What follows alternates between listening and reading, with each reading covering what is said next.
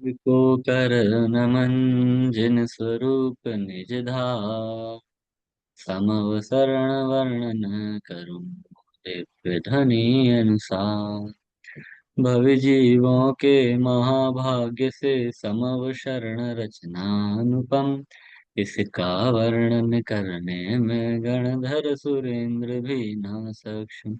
यदि सागर स्याही से पृथ्वी सा कागज पर करते गुणगान, तो भी समव शरण की महिमा का पूरा न होए बखान। बस परोक्ष अवलोकन से ही मिलता है आनंद अपार। तो सोचो प्रत्यक्ष दर्श का कैसा हो वह क्षण सुख का।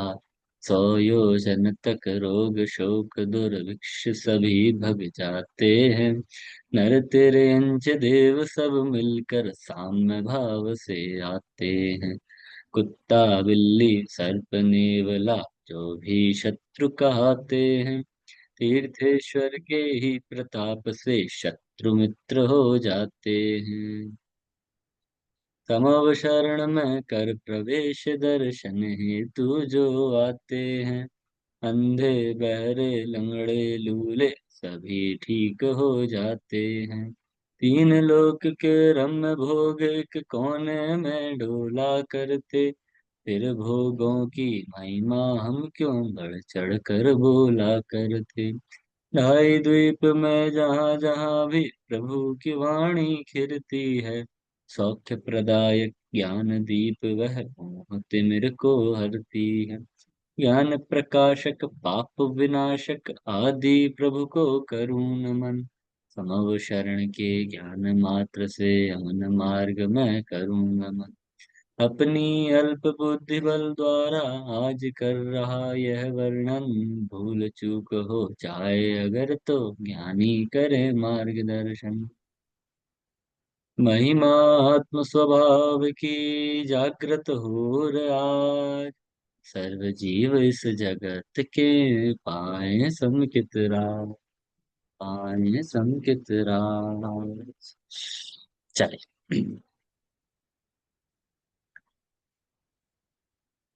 समोषण का वर्णन हम यहाँ पे देख रहे हैं। अद्भुत रचना की है कुबेर ने। जब भगवान को केवल ज्ञान हुआ था, देख के ही मन प्रसन्न हो जाता है। और जब एक एक चीज के बारे में बारीकी से चर्चा करें तो और विशेष आनंद आता है। वही पिछले कई दिनों से हम विशेष आनंद ले रहे हैं रचना का वर्णन देखते हुए। समोषण सामान्य है। पृथ्वियों से ऊपर चढ़ के गए। सबसे पहले देखा तो वहां पर हमें गोपुर द्वार दिखाई दिया। गोपुर द्वार पहले धूलिसाल कोट के अंदर स्थित था। उस धूलिसाल कोट के आगे पहली भूमि थी। पहली भूमि का नाम था चैत्य प्रसाद भूमि। उस भूमि के बाजू में मान स्तंभ था, जिसको देखकर मान स्तंभित हो जाता है, ऐसा वह मान स्तंभ था। और आगे बढ़े तो हमें दूसरी भूमि दिखाई दी, जिसका नाम था खाती का भूमि। उसमें खाई थी। भगवान की हाइट से चौथाई भाग प्रमाण वह गहरी रहती है। और इसी के आधार पर हमने देखा था कि जो समोषण का ये नीचे का स्कंद है, ये स्कंद 5,000 धनुष मोटा होना चाहिए। केवल एक प्लेट टाइप का नहीं होना चाहिए। इसके आगे बढ़े तो हमें तीसरी लता भूमि वहां पे देखने को मिली, जिसमें लता ही लता थी। फिर और आगे बढ़े तो वहां पर हमें चौथी भूमि देखने को मिली, जिस भूमि का नाम था उपवन भूमि। जैसा नाम है वैसी वहां की रचना है। उपवन है तो वहां पर चारों दिशाओं में अलग अलग उपवन वहां पे बने हुए हैं। उपवनों के पिछली बार हमने नाम भी देखे थे। पहला उपवन था सप्तपर्ण, चंपक, अशोक। पहला अशोक था, सॉरी, पहला अशोक, फिर सप्तपर्ण, फिर चंपक और फिर आम। इस प्रकार से चारों दिशाओं में अलग अलग थे। पर इस भूमि की ये विशेषता है कि इस भूमि के एकदम सेंटर में, इस भूमि के एकदम सेंटर में ये आपको दिखाई दे रहा है। यहाँ पर ये अशोक वृक्ष है, या जिसे चैत्य वृक्ष कहते हैं। इस चैत्य वृक्ष में नीचे की साइड अरंत भगवान की प्रतिमा स्थित होती है। और अरंत भगवान की प्रतिमा है तो वहां पर दर्शन करने के लिए लोग बाग आते भी हैं। और फिर जहाँ पर प्रतिमा है तो यहाँ पर हमने देखा चारों कोनों में नाट्यशाला भी बनी हुई है, जिसमें भगवान का यशोगान करते हैं, भगवान का गुणगान करते हैं, भक्ति करते हैं। ऐसी ये नाट्यशाला होती है। इस भूमि की संपूर्ण रचना हमने कल देख ली थी। और इस भूमि की चौड़ाई भी उतनी है जितनी तीसरी भूमि की देख के आए थे, उतनी ही चौड़ी है हमारी चौथी भूमि भी है। इसके आगे आज हमें देखना है, प्रारंभ करते हैं आज हम। देखिए, इस भूमि के आगे की साइड आपको पीले से कलर की एक दीवार दिखाई दे रही होगी। पीले से कलर की दीवार मतलब ये वेदी है। वेदी, और पीले से कलर की मतलब सोने की बनी हुई है ये। इसमें घंटियां और ध्वजाएं लगी हुई हैं। इसकी यदि चौड़ाई देखें तो इसकी चौड़ाई भी 666 धनुष है, और इसके आसपास वेदियां है। ठीक है।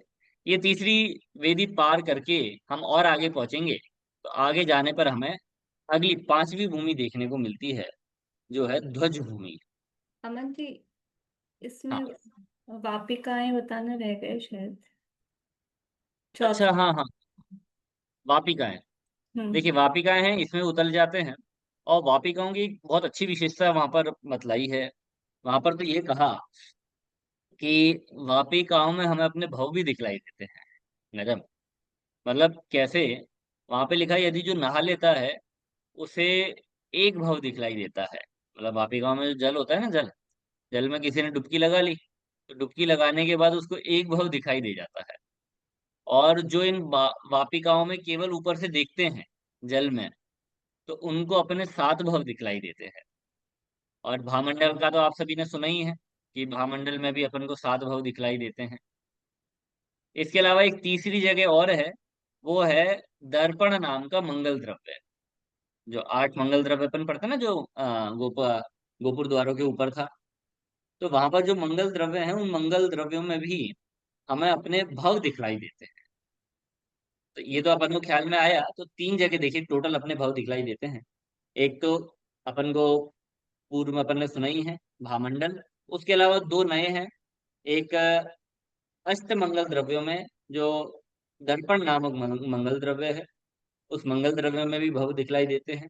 तथा ये जो वापिकाएं हैं, इन वापिकाओं में भी हमें अपने भव दिखलाई देते हैं।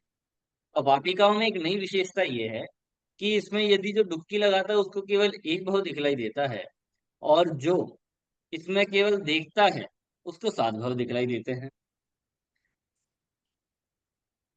तो जब ये वर्णन पढ़ रहे थे तो एक ऐसी मन में शंका उत्पन्न हुई थी, ये तो थोड़ा अन्याय सा है। क्यों अन्याय? अन्याय क्यों है कि जो नहा रहा है, नहाने वाला तो ज्यादा मेहनत कर रहा है, और ज्यादा मेहनत करने वाले को तो केवल एक भाव दिखलाई दे रहा है। और फिर जो केवल देख रहा है, देखने में कम मेहनत है, और कम मेहनत कर रहा है उसको सात सात भाव दिखाई दे रहे हैं। ये तो सीधा साधा भेदभाव है भैया, इससे इसलिए तो हम नहाएंगे नहीं, ऐसा। तो इसमें भी थोड़ी विशेषता ऐसी है कि जो नहाता है ना, उसको एक भाव दिखलाई देता है। एक भाव दिखलाई देने का मतलब, और जो केवल देखता है सात भाव दिखलाई देते हैं। तो जो सात भाव दिखलाई देते हैं ना, इसका मतलब क्या है?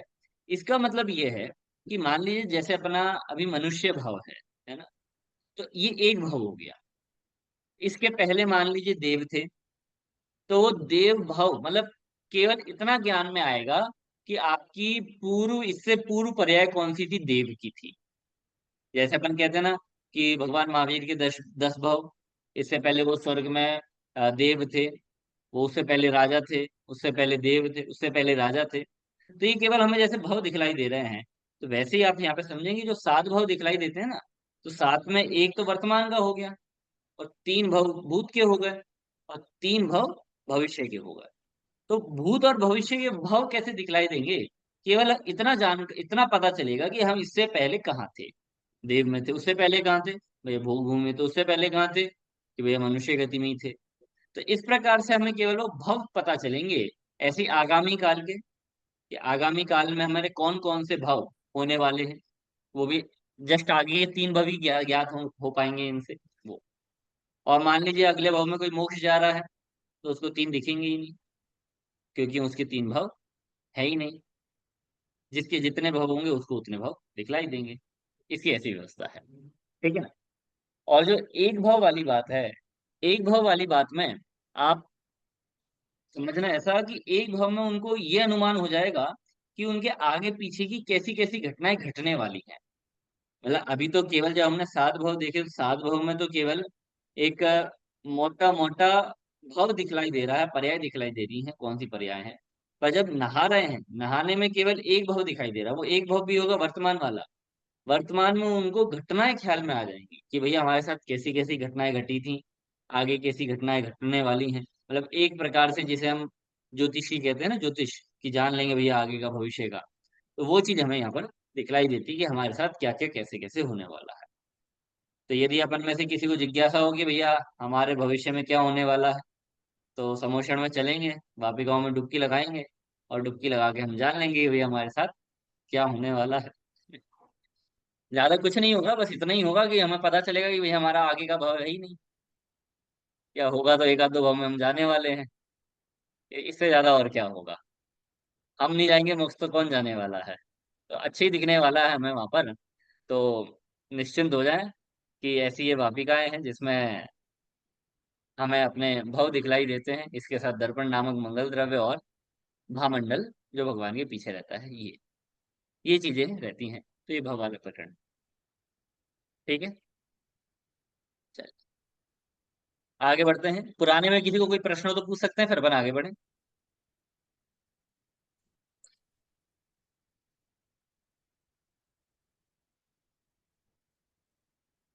नहीं, कोई प्रश्न। चलिए आगे बढ़ते हैं अपन। पांचवी है अब अपनी ध्वज भूमि। देखिए, जैसे जैसी भूमि आती जा रही है उनके नाम भी वैसे ही हैं। मतलब नाम इन्होंने एकदम अलग से नहीं रखे। मतलब नाम ऐसे रखें कि हम अकेला भूमि का नाम पढ़े तो हमें पता चल जाएंगे कि भैया इस भूमि में क्या है। और वास्तव में वही श्रेष्ठ चीज कहलाती है कि नाम देखते साथ ही हमें पता चल जाए कि उसमें क्या है क्या नहीं है। तो वैसे ही यहाँ पर भूमियों में है कि केवल हमें नाम मात्र पता चलता है, और नाम मात्र पता लगने से हमें पता चल जाता है कि इन भूमियों में क्या है। तो देखिए, पांचवी है ध्वज भूमि। इस ध्वज भूमि में क्या क्या है। तो ध्वज ही ध्वज है। उपवन भूमि में पेड़ ही पेड़ थे, और इस ध्वज भूमि में ध्वजाएं ही ध्वजाएं हैं। कैसी ध्वजाएं हैं, जरा एक ध्वजा देख लेते हैं अपन। ये देखिए, ये ध्वजाएं भी पीठ है। जैसे आपने देखे होगा ना, अपने यहाँ पे स्मारक में ध्वजा लगी हुई है आगे, कहीं पर भी आप देखेंगे ना, तो आपको हर जगह ऐसी ध्वजा मिलेंगी। मतलब ध्वजा का डंडा, स्तंभ जो है वो सीधा लंबा हुआ है, और नीचे की साइड ऐसी वो गोल गोल करके वहां पीठ बना रखी है ना। तो इसमें भी सेम ऐसे ही है। इसमें ये पीठ बनी हुई होती है, और ये ज्यादा ऊंची नहीं होती। मतलब जितनी हमने वो ध्वज स्तंभ होता है ना, उसके नीचे जितनी गोल गोल सी तीन सीढ़ियां देखी हैं, बस उतनी साइज की ये रहती हैं लगभग, है ना। मतलब जैसा आपने मान स्तंभ ने देखा होगा ना, मान स्तंभ में तो इतनी मोटी मोटी बड़ी बड़ी बना देते हैं, वैसी नहीं होती है। मान स्तंभ में भी छोटी छोटी होती है, और यहाँ पर भी छोटी होती है। जैसी मान स्तंभ में होती है वैसी यहाँ पर होती है। ठीक है। उसके ऊपर स्तंभ खड़ा है। ये स्तंभ सोने का बना हुआ है, और सोने का है तो कितना बड़ा है ये। तो भगवान की हाइट से 12 गुना। तो भगवान की हाइट जितनी है उतने बड़े बड़े ये स्तंभ है। इस प्रकार से ये स्तंभ हो गए। इसके बाद यदि हम देखें ये डंडा जो है हमारा मोटा कितना है, तो उसका भी नाप दे रखा है। 21.333 अंगुल। 21.33 अंगुल समझे आप कितना होगा। नहीं, तो आप मान के चलिए कि हमारा ये जो है ना ऐसे में, ये 1 अंगुल है। ऐसा ये 1 अंगुल है। ऐसा नहीं, ऐसा ये ऊपर से ये आड़े में। ठीक है। ये 4 हो गए, 8 हो गए, ऐसे ही 16 हो गए। तो ऐसे ऐसे जुड़ते जाएंगे तो इतना मोटा वो स्तंभ होता है। ठीक है ना, 16 अंगुल का। और 1 अंगुल में आप मोटा मोटा लगा के चलेंगे तो 1.6 सेंटीमीटर आते हैं, है ना। 6 7 के बीच में हो जाता है 1.6 सेंटीमीटर। तो आप उससे देख लीजिएगा, सेंटीमीटर में भी आपको उत्तर मिल जाएगा। और ये जो ध्वज रहते हैं, ये ध्वज भी 5 रंग वाले होते हैं। देखिए इसमें 5 रंग दिखाई दे गए हैं, 1 2 3 4 5। तो ये 5 रंग तो अलग से वहां पर नहीं आए हैं, ऐसे 5 रंग होते हैं। वहां पर तो केवल वहां पर इतना कहा कि महीन सफेद वस्त्र होता है। तो यहाँ पर ये 5 कलर क्यों दिखाए हैं, तो एक जैन ध्वजा का प्रतीक दिखाने के लिए कि ये जैन ध्वजा भी पंचरंग वाली होती है। और ये भी जो ध्वजाएं हैं ये भी वहाँ का प्रतीक है। तो एक ही है। और आप यहाँ पर आके देखेंगे ना भूमि में, तो भूमि में आप देखिए यहाँ पर ध्वजाएं सारी सफेद ही हैं, है ना। तो यहाँ पर सफेद ध्वजा ही रखी है, पर इनके अंदर सब अलग अलग चिन्ह है। देखिए चिन्ह देखिए आप। ये क्या है, चक्र है। मतलब एक ध्वजा ऐसी जिसमें चक्र बना हुआ है। फिर है हाथी, ध्वजा ऐसी है जिसमें हाथी है। फिर बैल है, और फिर शेर बना हुआ है, और फिर एक में ये गरुड़ पक्षी बना हुआ है, एक में हंस बना हुआ है, एक में कमल है, एक में मयूर है, एक में वस्त्र है, और एक में मालाएं हैं। तो ये मालाएं, ये इस प्रकार से यहाँ पर 10 ध्वजाएं हो जाती हैं। 10 ध्वजाएं मतलब उनके चिन्ह अलग अलग हैं, बाकी सब कुछ सेम सेम है। तो ये जो ध्वजाएं हैं ना, आपको देखो यहाँ पर दो चीजें देखने को मिल रही होंगी। एक तो बड़ी ध्वजाएं, एक छोटी ध्वजाएं हैं। तो बड़ी ध्वजाओं को कहते हैं महाध्वजा, और छोटी ध्वजाओं को कहते हैं ध्वजा। क्षुद्र मतलब छोटी ध्वजा, और महाध्वजा मतलब बड़ी ध्वजा। और ये कैसी होती है? 108 108 की संख्या में होती है। देखिए, अपन ने तो यहाँ पर केवल 10 ध्वजाओं का एक केवल सैंपल दिखा दिया आपको कैसी होती हैं। पर आप वहां पर ऐसा अनुमान करें कि जैसे 10 ध्वजाएं हैं, तो 10 ध्वजाएं कैसी? एक प्रकार की ध्वजा 108, फिर एक प्रकार की ध्वजा 108, फिर एक प्रकार की ध्वजा 108, फिर एक प्रकार की ध्वजा 108। तो इस प्रकार से ये जो चला करेंगी, तो इस प्रकार से 10 प्रकार की ध्वजाएं ऐसी हो गई हैं, वो 108 108 ऐसी चलती रहती है। ठीक है, ये हो गई 10 प्रकार की ध्वजाएं। और इसमें भी मतलब ऐसा तो आया नहीं उसमें ऐसी शेप में होगा कि ऐसी शेप में होगा। पर यदि हम देखें ना, तो ज्यादा सही ऐसा प्रतीत होता है कि 1 2 3 4 5 6, मतलब 10 प्रकार की ऐसे लगी हुई हो, और 108 ऐसी संख्या में, 108 ऐसी में हो, 108 यहाँ से लेके यहाँ तक ऐसी संख्या में। ऐसा क्यों है? क्योंकि आप देखेंगे, यहां से लेके यहाँ तक इसकी चौड़ाई, चौड़ाई भले ही वो 1 योजन के लगभग है, पर फिर भी इसकी यहाँ से लेके यहाँ तक की जो लंबाई है इससे कम है। तो हम लंबाई में ज्यादा ध्वजाएं रखें और ऐसे में कम ध्वजा रखें, तो फिर ज्यादा अनुपात सही बैठ पाता है। ऐसा, ठीक है ना? वैसा। और फिर देखो, इतने इतने से काम नहीं चलेगा। ये जो एक एक बड़ी ध्वजा है ना, एक एक बड़ी ध्वजाओं के साथ छोटी छोटी 108 ध्वजाएं होती हैं। मतलब मान लीजिए 1 2 3 4 5 6 7 8 9 10 ऐसी 108 ध्वजाएं गई। तो ऐसी 108 ध्वजाओं में एक ध्वजा के साथ 1 2 3 4 5 6 7 8 9 10 ऐसी 108 क्षुद्र ध्वजाएं, फिर एक बड़ी ध्वजा, फिर छोटी ध्वजा, फिर बड़ी ध्वजा, फिर छोटी ध्वजाएं। मतलब ध्वज भूमि है तो आपको हर जगह ध्वजा ही ध्वजा देखने को मिलेंगी। ऐसा वहां भगवान का वो पताका लहरा रही है, ऐसी ध्वजाएं हैं। जोरदार। ठीक है। और देखो, आचार्य ने तो ये भी बताया, एक ध्वजा से दूसरी ध्वजा के बीच में 25 धनुष का अंतराल होगा, है ना? चाहे वो ऐसे में ले लें या ऐसे में ले लें, तो ऐसा अंतराल गैप बन जाता है। तो इस प्रकार से पांचवी भूमि बस ध्वजाएं ध्वजाएं थी, हमने देखी। और पांचवी भूमि के आगे देखा, तो आगे हमें यहाँ पर ये कंगूरे दिखाई दिए, दीवार रंग बिरंगी दिखाई दी, और उस पर कुछ चित्र बने हुए हैं। इसका मतलब है कि इसके आगे जो हमारा वो कोट है, और कोट की मोटाई कितनी है? तो 666.66 धनुष, इतनी इसकी मोटाई है।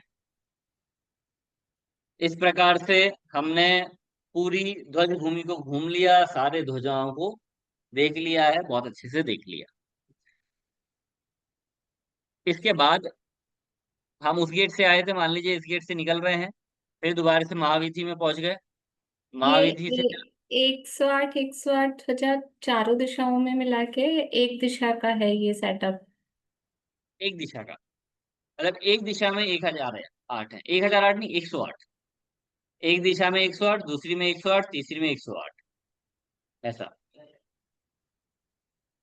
मतलब टोटल अपनी हो जाएंगी 432, 432 चारों चार मिला हजार के। 4320। हाँ, मतलब एक प्रकार की ध्वजा 432, और दसों को मिला लोगे तो 4320, ऐसा। जी। एक्सक्यूज भैया जी, हाँ आप जी। आप जो बोल रहे थे बड़ी ध्वजा के चारों तरफ 108 हैं। हाँ, चित्र में अपन ने एक ही दिखाई है, क्योंकि अपने पास सीमा थी। अगर ज्यादा अच्छा, दिखाता तो जितना दिख रहा है उतना भी नहीं दिखता। ये उसमें एक एक अच्छा। प्रतीकात्मक रूप से लिखा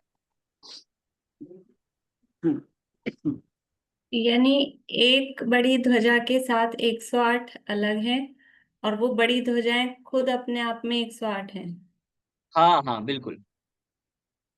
मतलब अपन कह रहे हैं 108 इंटू 108। हाँ, और वो फिर 10 प्रकार की हैं। हाँ फिर 10 का, उसको 10 से इंटू कर ये दें। सब मिलके एक दिशा की होंगी, और फिर उसको 4 से मल्टीप्लाई करेंगे। 4 से मल्टीप्लाई कर दें। करके देख ही लेते हैं ना कितना आंसर आएगा। हम्म। आ,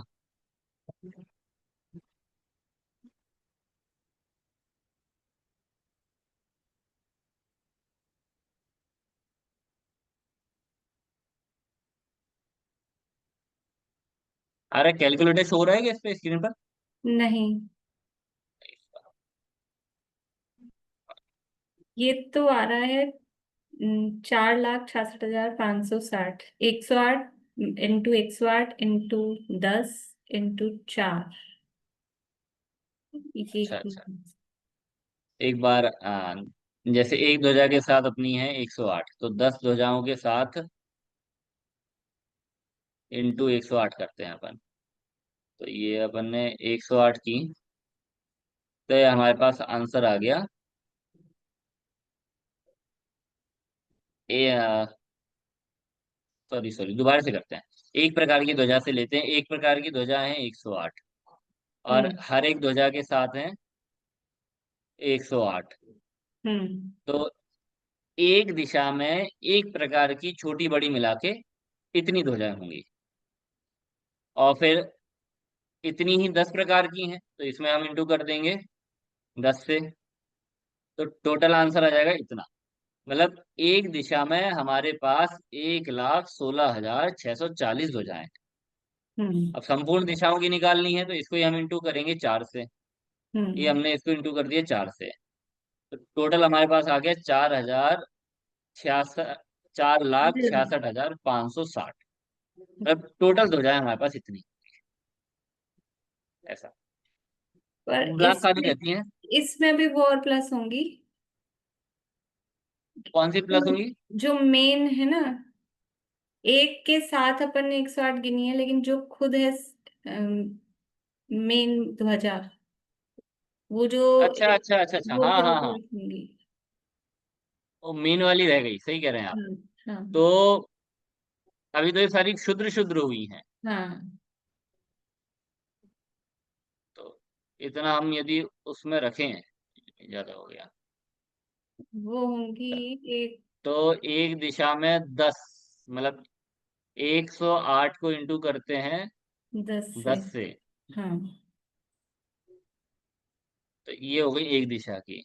फिर हम्म। इसको इंटू करते हैं हम 4 से, हम्म। फिर हो गया हमारा ये। फिर हम इसको प्लस करते हैं 4,66,560 से। हम्म। कुछ गलत हुआ है।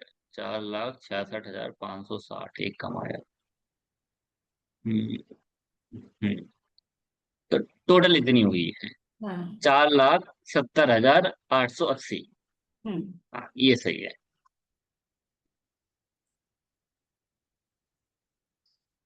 एक बार तो टोटल समझ हमारे आ पास गया इतनी। सबको? एक बार फिर से आप समरी कर दीजिए, ये शायद सबको हाँ समझ। हाँ दोबारा से। हाँ। देखिए, हमारे पास 10 ध्वजाएं, 10 प्रकार की ध्वजाएं हैं। वो 10 प्रकार की ध्वजा हमने ऐसे ऐसे ऐसे ऐसे ऐसे करके लगा रखी हैं। और जो एक प्रकार की ध्वजा है वो 108 संख्या में है। ऐसे ही दूसरे प्रकार की जो ध्वजा है जिस पर हाथी का चिन्ह बना हुआ है, वो भी 108 संख्या में है।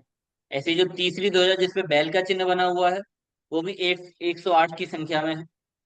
तो ऐसे ये सारी बड़ी ध्वजाओं को मिलाएंगे, तो हमारे पास एक दिशा में 1,080 ध्वजाएं आई।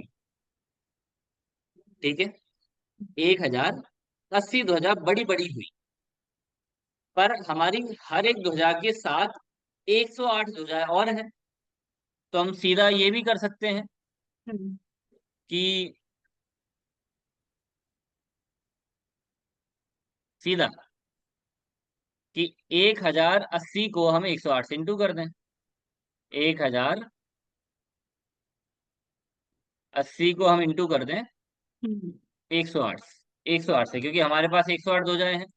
हम्म। तो एक साइड की टोटल ध्वजाएं हमारे पास आ गई 1,16,640।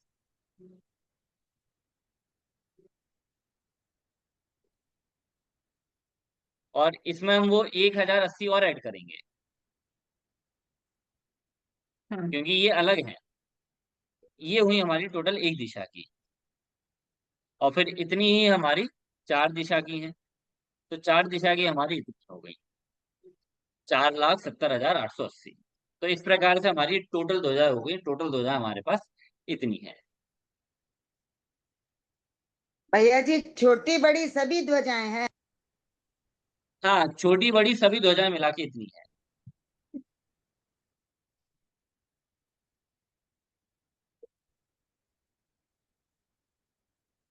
ठीक है, आगे सभी को समझ में।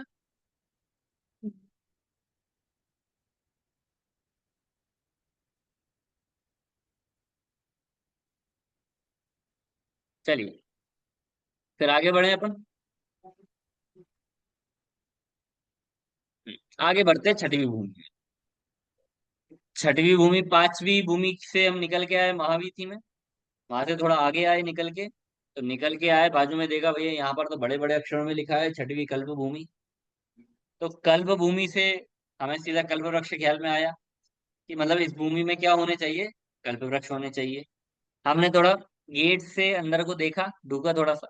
अरे भैया सही में यहाँ पर तो बहुत मनमोहक वृक्ष लगे हुए हैं। और केवल मनमोहक नहीं, फलदार वृक्ष लगे हुए हैं, जिन्हें यहाँ पर नाम दिया गया है कल्प वृक्ष। जो हम जो कल्प वृक्ष है, इन्हें मेनली तो हम भोग भूमि में सुनते हैं, भोग भूमि में होते हैं। पर समोशरण ऐसा है कि यहाँ पर आपको सारे काल सारी भूमियां सब कुछ मिल जाना। तो यहाँ पर भोग भूमि में जो कल्प वृक्ष होते हैं वो कल्प वृक्ष यहाँ पर भी हैं। तो कल्प वृक्ष का मतलब क्या होता है? कल्प वृक्ष का मतलब होता है कि आप कल्पनाएं करो, आप जैसी कल्पना करोगे वैसे ही आपको वो उस चीज की प्राप्ति हो जाएगी। है ना? कल्पना मतलब यहाँ पे काल्पनिकता से अर्थ नहीं है। है ना? कल्पना मतलब आपने विकल्प किया और विकल्प करा तो आपको वो चीज मिल गई। आपने वैसी कल्पना की तो आपको ये वृक्ष से वैसी चीजें मिल जाती हैं। जरा देखें हमें क्या क्या मिल जाता है वृक्षों से। देखते हैं। लो भैया, अब हमें दूध वाले का इंतजार नहीं करना पड़ेगा। क्यों? हमारे पास कल वृक्ष है। और कम ज्यादा नहीं, जितना चाहिए उतना, और एकदम प्योर शुद्ध मिलेगा पौष्टिक दूध। इतना ही नहीं भैया, मार्केट जाने की जरूरत नहीं है। वस्त्र यहाँ पे मिलने वाले हैं, सब प्रकार के वस्त्र मिलेंगे। कि यहाँ पर रत्न, ये जो अपने हार वगैरह होते हैं वो सब यहाँ पर हैं। फल, फल भी हमें यहाँ पर मिलने हैं, लो। और संगीत के वाद्य यंत्र, ये भी हमें यहाँ से मिलेंगे। मालाएं, कई वृक्षों की मतलब मालाएं, माला होती हैं। भैया आओ, स्वागत वगैरह सत्कार करो। महल होते हैं, बताओ, वृक्षों से हमें महल मिल रहे हैं। यहाँ पर तो मकान बनाने में जिंदगी निकल जाती है, और यहाँ पर तो केवल कल्पना करनी और महल मिल जाएंगे। पात्र, अब बर्तन लेंगे, दूध लेंगे, कुछ तो चाहिए ना पात्र। तो पात्र यहाँ से मिल जाएंगे। अब भैया प्रकाश भी चाहिए, अंदर वाले कमरे में उजाला कैसे आएगा? तो प्रकाश और हीरे, हीरे मिलेंगे यहाँ पर। लो, सारी चीजें अपन को यहाँ पे मिलने वाली हैं। मतलब आप सोचो कि जितनी भी सुख सुविधाएं होती हैं सब यहाँ पर है। रहने के लिए क्या चाहिए? मकान चाहिए। मकान में क्या होना चाहिए? उजाला होना चाहिए। अब बैठे हैं तो भैया ऐसे तो बैठेंगे नहीं, कुछ वस्त्र वगैरह पहन के बैठेंगे। वस्त्र है, वस्त्र भी खाली नहीं पहनेंगे भैया, उस पर कुछ हम आभूषण वगैरह पहनेंगे। आभूषण भी हैं। कि अब वहां पर हम आए तो भैया हमारा स्वागत सत्कार भी होगा, तो मालाएं भी हैं। अब केवल आए तो क्या होगा, स्वागत सत्कार कुछ करेंगे नहीं करेंगे? आते हैं तो भैया मेहमान आए कुछ खिलाएंगे पिलाएंगे। खिलाने पिलाने के लिए भैया बर्तन चाहिए, बर्तन भी होगा। बर्तन चाहिए तो बर्तन में कुछ सामग्री भी चाहिए। तो भैया तरल पदार्थ में दूध इत्यादि हो गए, और खाद्य पदार्थ में आम फल इत्यादि हो गए। अब भैया अभी भी मजा नहीं आ रहा, कर्णेंद्रिय को मजा नहीं आया, तो भैया संगीत ले आए हम।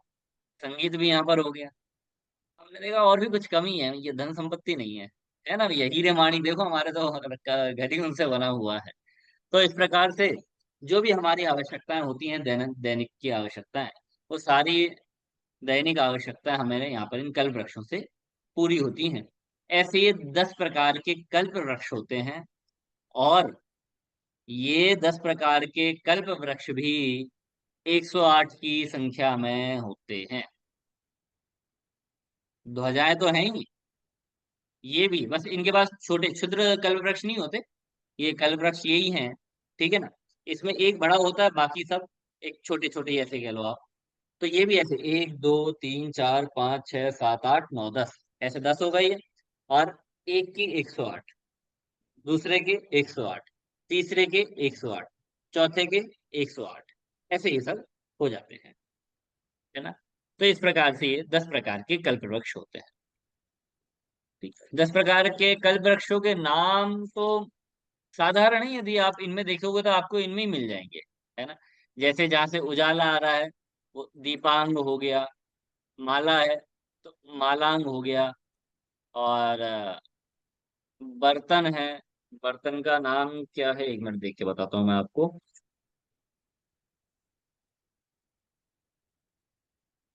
भाजना। भाजन। हाँ, भाजनांग। बर्तन हो गया तो भाजनांग हो गया। है ना। महल है तो आलयांग हो गया, ग्रहांग हो गया। और यहाँ पर फल है तो भोजनांग हो गया। वस्त्र है तो तूर्यांग, नहीं नहीं, वस्त्रांग हो गया। ऐसे है ना। मतलब जो जो इनके फल फल हैं फल के हिसाब से इनके वैसे नाम भी हो जाएंगे। बस पीछे नाम के अंत में आप अंग अंग शब्द लगा दो तो वो इनके पेड़ों के नाम हो जाएंगे, वृक्षों के नाम हो जाएंगे। और मेन चीज अभी इसमें बाकी है। कह रहे हैं इतनी सामग्री तो आपने दिखा दी, पर हम जैसे तैसे थोड़ा और आगे बढ़े तो हमने वहां पर बीच में देखा एक अलग से एक वृक्ष है, बहुत बड़ा वृक्ष है। और वहां वृक्ष देखा तो वृक्ष के आसपास कोड बने हुए, दीवार बनी हुई है। हमने कहा थोड़ा अंदर तो जाएं गेट से। गेट से धीरे धीरे अंदर गए, एक गेट पार किया, दूसरा गेट पार किया, तीसरा गेट पार किया। और जैसे ही तीसरे गेट पार करके अंदर को घुसे और घुसते साथ हमने नजर ऊपर उठाई और देखते साथ भगवान की मनोहर प्रतिमा देखने को मिली। भगवान का जय जयकार वहां पर हो रहा था। हमारे मन में आया कि अरे ये कल्प वृक्ष तो क्या है इनके सामने, जब भगवान ही हमारे सामने है तो कल्प वृक्षों की क्या आवश्यकता है, उनको नहीं देखना। अब तो हमें यहाँ पर ही बैठना है। भगवान के पास आते हैं तो भगवान यहाँ पर वैसे ही मिलते हैं। एक बड़ा अच्छा वृक्ष है और वृक्ष के नीचे यहाँ पर भगवान विराजमान रहते हैं। कौन से भगवान है? अनंत भगवान की, सिद्ध भगवान। तो आप देख सकते हैं इनके आसपास कोई भी प्रातिहार अपन को देखने को नहीं मिल रहा है। तो ये जो हमारे भगवान हुए, ये भगवान हमारे सिद्ध भगवान हुए। तो एक कल्प वृक्ष के नीचे रहते हैं सिद्ध भगवान, इसलिए इन वृक्षों को कहते हैं सिद्धार्थ वृक्ष। है ना। इन वृक्षों का नाम कहलाता है सिद्धार्थ वृक्ष, क्योंकि इनके नीचे होते हैं सिद्ध भगवान। और जिन वृक्ष के नीचे अरंत प्रतिमाएं हैं, अरंत भगवान है, उन्हें कहते हैं हम चैत्य वृक्ष। जैसे चैत्य वृक्ष भी 4 प्रकार का था, वैसे जो इनका मेन वृक्ष है वो भी 4 प्रकार के हैं। पहला है नमेरु नाम का, दूसरा है मंदार नाम का, मंदार तीस, संजातक। तीसरा संजातक, और चौथा पारिजातक। अब देखिए ये नाम तो मैंने पेड़ों के सुने नहीं है, और देखे तो मतलब मैं तो उतना पता नहीं लगा पाया। हो सकता है ये केवल नाम मात्र हो पेड़ों के जो यहाँ पर दे दिए हों। जैसे चौथी भूमि में हमें आम्र वृक्ष था तो वो हमें वैसा देखने में भी आता है। पता नहीं ये वृक्ष अभी देखने में आते हैं नहीं आते, उस समय थे कि नहीं थे, क्या था। यदि आप में से किसी को ज्ञात हो इन वृक्षों के बारे में तो आप बता सकते हैं। है किसी को ज्ञात है इन वृक्षों के बारे में, कभी सुना हो, देखा हो? कामड़ जी में आता है ना, नमेरु मंदार नमेरु सुबारे। नहीं नहीं, वो तो ठीक है। मैं तो ये अभी प्रैक्टिकल वाली बात पूछ रहा हूँ, मतलब हमारे देखने में मिलते हैं क्या? और नहीं, ये बात भी नहीं समझ में आई ना कि सिद्ध परमेष्ठी यहाँ वृक्षों के नीचे रहते हैं। सिद्ध परमेष्ठी तो ऊपर सिद्धालय में रहते हैं ना। देखिए बहुत अच्छा आपने बोला कि भैया यहाँ पर भगवान जो पेड़ हैं, पेड़ के नीचे सिद्ध भगवान क्यों रहेंगे? तो सिद्ध भगवान बोला, मतलब आप ऐसा समझो सिद्ध भगवान की प्रतिमा होती है। सिद्ध भगवान तो वहां पे सिद्धालय में ही है, बस यहाँ हाँ। पर तो उनकी प्रतिमा होती है। ऐसा। अच्छा, ठीक है, ठीक है। बहुत सही। बहुत अच्छा। है ना। है कोई दादी है जिन्होंने ये चार पांच नाम सुने हो? नई पीढ़ी ने तो नहीं सुने होंगे, पुरानी पीढ़ी कोई? पारिजात का फूल होता है ना, पेड़ नहीं अभी है। होता है। चलिए, पता चले तो बिल्कुल बताइएगा। भैया ये पारिजात का पेड़ होता है, जो अभी मंदिर में फूल यूज करते हैं, उसको पारिजात का पेड़ बोलते हैं। फूल की वो डंडी से चंदन बनाया जाता है। वो जो केसर के लिए यूज लेते हैं, हाँ हाँ हाँ। दीदी, हाँ जी दीदी। उसको वही पारिजात, पारिजात बोलते हैं। वो पारिजात का पेड़ होता है। अच्छा। हाँ, तो होते होंगे भी वो नाम कुछ अपने को नए नहीं नहीं, उसको तो हरसिंगार बोलते हैं जो हरसिंगार भी बोलते हैं, मंदिर में। पारिजात भी, दोनों बोलते हैं उसको। नहीं नहीं नहीं, पारिजात के पेड़ अलग होते हैं। यहाँ पे लखनऊ के पास में बहुत मतलब पुराना पारिजात का पेड़ है। अच्छा, हाँ, हो दर्शनीय है सकता, मतलब ये। हो सकता है। ठीक है, मतलब होते होंगे, अपने को भी नहीं दिखते हैं। अमन जी के नेटवर्क चला गया है, देखते हैं एकदम नेट वो ज्वाइन होते हैं तो तब तक। तो ये कल्प भूमि है और 10 प्रकार के कल्प वृक्ष यहाँ पर होते हैं। इन वृक्षों की ऊंचाई भी कितनी है? इन वृक्षों की ऊंचाई भी वही तीर्थंकर परमात्मा के परमौदारिक शरीर से 12 गुनी, तो 6000 धनुष की इनकी ऊंचाई होती है। और जो ये सिद्धार्थ वृक्ष हैं, ये सिद्धार्थ वृक्ष भी वही पीठिका, 3 पीठ होती हैं और उनपे ये सिद्ध प्रतिमाएं विराजमान होती हैं। अमन जी हम्म। आ गए हैं, ठीक है। है ना। 3 पीठों के ऊपर ये प्रतिमाएं होती हैं, और वृक्ष भी वो 3 पीठ है। देखो, पीठ तो ऐसा है, ये चबूतरा टाइप होती है पीठ। जैसे अपन देखते नहीं है, जंगल वगैरह में भी जाएं तो जंगल में पेड़ के नीचे अलग से वो पत्थर लगा के एक बैठने का स्थान बना देते हैं। तो ये पीठ तो वैसे ही है ना। जैसे अपन ने ध्वज ध्वज देगी, ध्वज के नीचे बना दी। तो एक तो बस ये है कि अपन जा रहे हैं तो एक स्तंभ, उसके आसपास का एक दायरा खींचने के लिए एक टाइप का वही होती है पीठ। इसके अलावा ये पीठ ऐसा कुछ विशेष नहीं है ना, सामान्य ही है पीठ। ऐसे यहाँ पर भी होती है। और बाकी सारी चीजें हो ही गई हैं। ठीक है। कल भूमि। तो पूर्व दिशा में नमेरु नाम का वृक्ष रहेगा, दक्षिण दिशा में मंदार, पश्चिम दिशा में संजातक, और उत्तर दिशा में पारिजातक। ये वृक्ष वहां पर उस प्रकार से रहेंगे। ठीक है। इस भूमि की चौड़ाई कितनी? तो जितनी पांचवी भूमि की। पांचवी भूमि की चौड़ाई कितनी? जितनी चौथी भूमि की।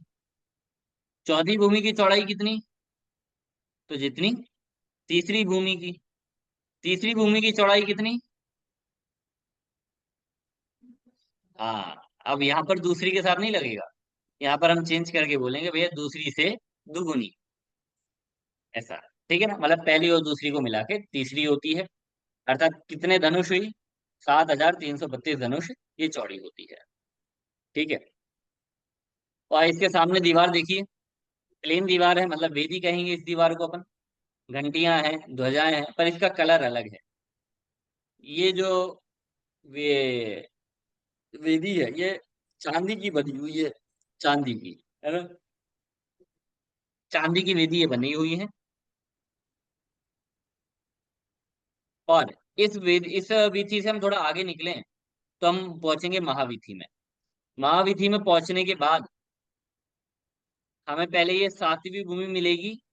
और सातवीं भूमि में ऐसा कुछ विशेष है नहीं, एकदम सामान्य ही सामान्य है कि ये सातवीं भूमि की चौड़ाई जो है वो है 366 धनुष। मतलब छठवीं भूमि से आधी हो गई। मतलब जितनी पहली और दूसरी भूमि की चौड़ाई थी, उतनी ही चौड़ी ये सातवीं भूमि है। और बीच की जो 3 4 भूमियां हैं उनकी चौड़ाई सीधी इनसे डबल है। पर सातवीं भूमि की कम चौड़ी है। और इस भूमि में केवल भवन ही भवन देखने को मिलेंगे। कोई 1 मंजिल वाले हैं, कोई 2 मंजिल वाले हैं, कोई 3 मंजिल वाले हैं, कोई तालिका सहित हैं। मतलब छत होती है ना, छत पे वो रखे ना, क्या कहते हैं अपन उसे, दीवार होती है ना जैसे सामान वगैरह जहाँ पे रख देते हैं, अट्टालिका, वैसा, है ना। वो अट्टालिका सहित है, कहीं पे रेलिंग, मतलब दीवार रेलिंग खींची हुई है, ऐसी अनेक अनेक प्रकार के यहाँ पर भवन बने हुए हैं, मंडप बने हुए हैं। बस इस भूमि में इतना ही विशेष है, इससे ज्यादा इसमें कुछ नहीं है। इसके आगे आप देखेंगे तो इससे इसके आगे हमें ये कंगूरे दिखाई दे रहे हैं, इसका मतलब है कि यहाँ पर ये कंगूरे दिखाई दे रहे हैं, ये कोट है।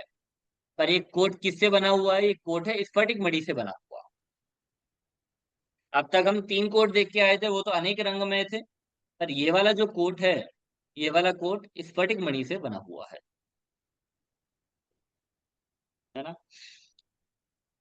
ऐसा ये कोट, और बाकी इसमें ऐसा कुछ ज्यादा विशेष है नहीं। ठीक है, आगे बढ़ते हैं हम। मान लीजिए सातवीं भूमि से हम बाहर निकले यहाँ से, बाहर निकल के हमने देखा तो हमें वहां पे स्तूप दिखाई दिए। क्या दिखाई दिए? स्तूप।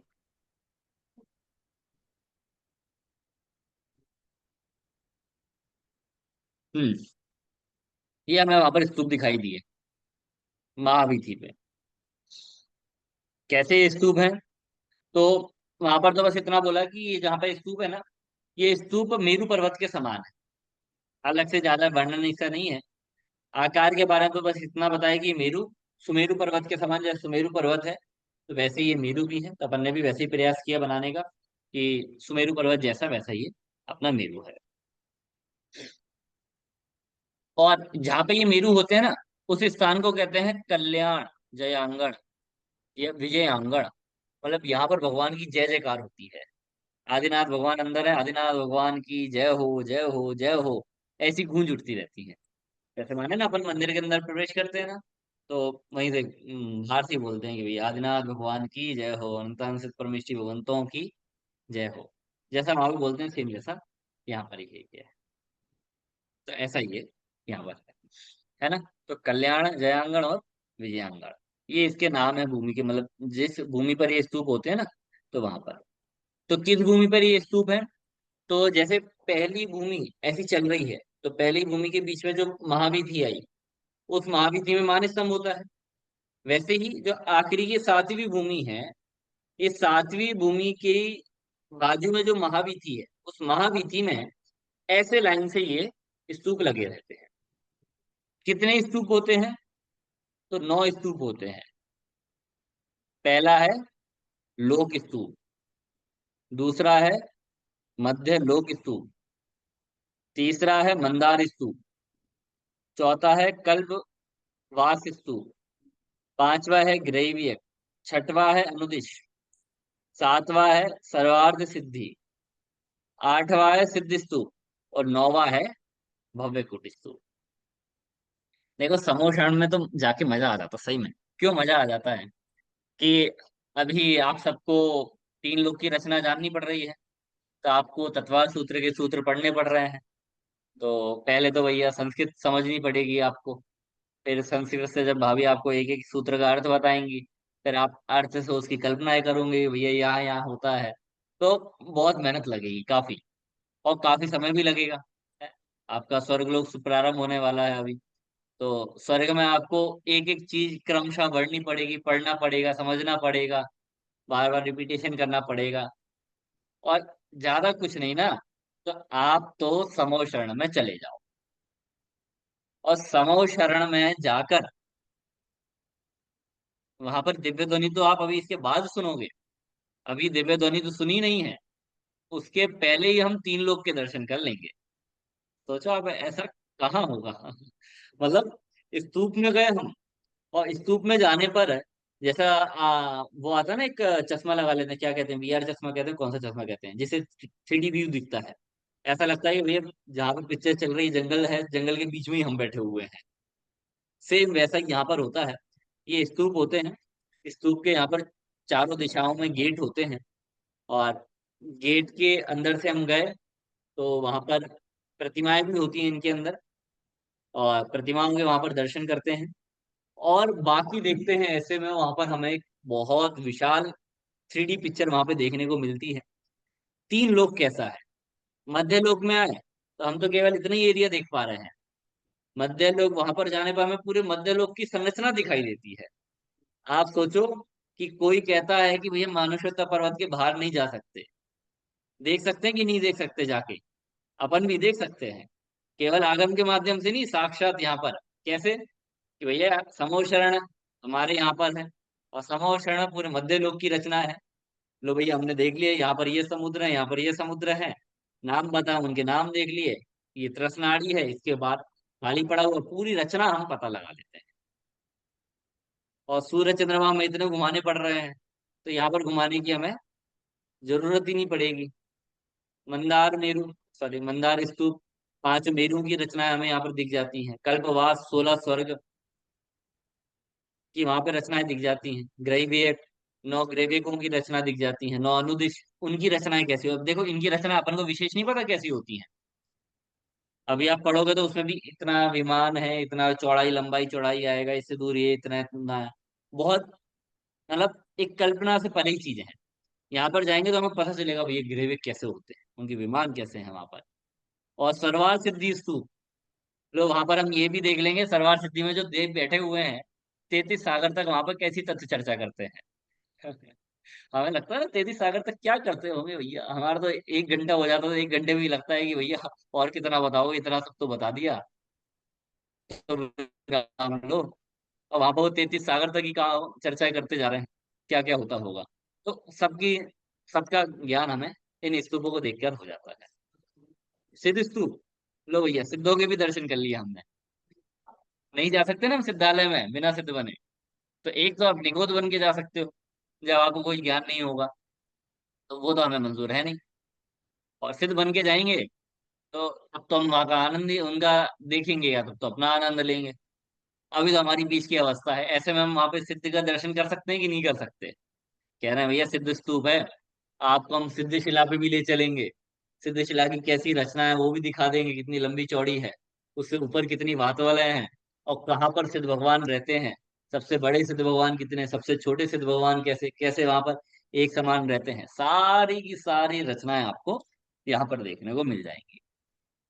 चलो भैया, मजा आ गया, मजा आया कि नहीं आया 3 लोग की रचना देख के? ऐसा हाँ। मतलब वहां की वीडियो रिकॉर्डिंग करके यहाँ पे दिखाते हैं, ऐसा लगता है। ये भी सही, अपन चलेंगे वहां पर और कैमरा लेके वीडियो रिकॉर्ड करके लाएंगे, और फिर अपन यहाँ पर दिखाएंगे कि कैसी कैसी वहां की संरचना होती है।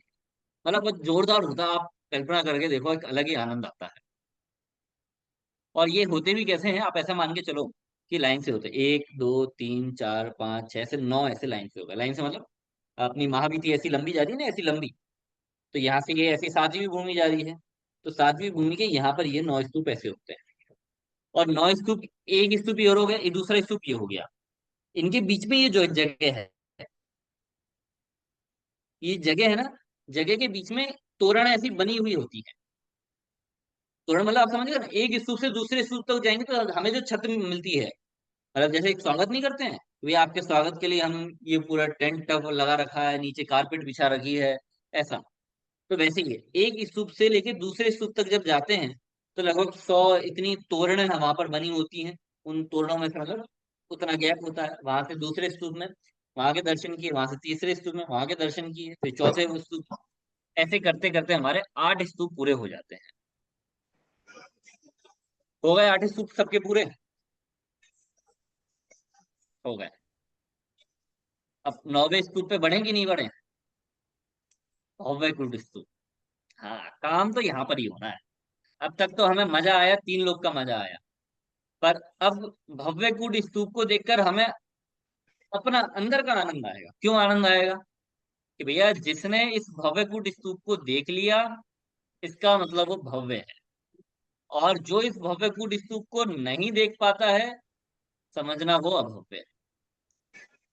मतलब आचार्य ने तो ऐसा लिखा कि भैया अभव्य यदि भव्य कूट स्तूप को देख ले तो अंधा हो जाए। इसका मतलब क्या है? इसका मतलब ये है कि अभव्य उस भव्य कूट स्तूप के दर्शन नहीं कर सकता।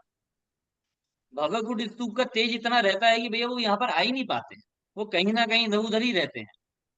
मतलब ये एक प्रकार से निशानी है, जिसने इस चीज को देख लिया वो भव्य है।